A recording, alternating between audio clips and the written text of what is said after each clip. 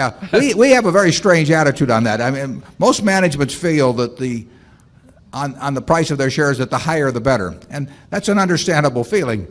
But the trouble is the game isn't over at any time. We really feel the fairer the better. Our goal is that every shareholder participates in the progress that Berkshire makes as a business during their holding period. In other words, we don't want one party getting wealthy off the other. We want them to share based on the gain in value of the business. And to the extent that if the stock got way overvalued or way undervalued, that may make one party, in the first case the seller, in the second case the buyer, very happy.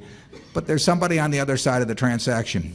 In economics, the most important question, maybe important beyond economics too, but when somebody tells you something, the first question to ask yourself is, and then what? And we tend to do that around Berkshire. And so the stock going up is not an end of itself, because the next question is and then what? And to the extent that the stock goes up because the intrinsic value goes up, everyone is getting their fair share of the pie as they go along.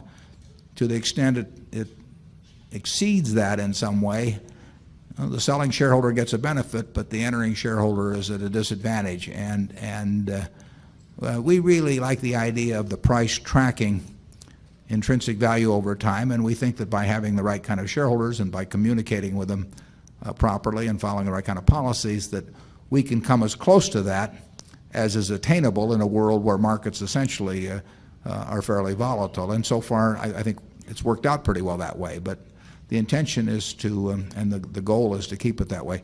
One thing to remember, in the end, the owners of businesses in aggregate cannot come out any way better than the businesses come out. I mean, the businesses are and not just our business, I'm talking about all American business. The profitability of American business determines the profitability of what the owners of American business have. And you can forget all about the little ticker symbols and everything else.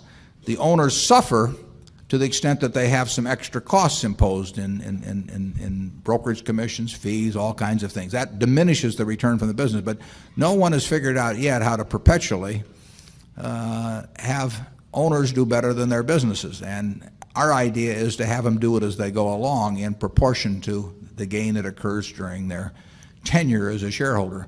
And that isn't easy to do, and it's not attained perfectly, but that's the goal as we go along. Zone 3.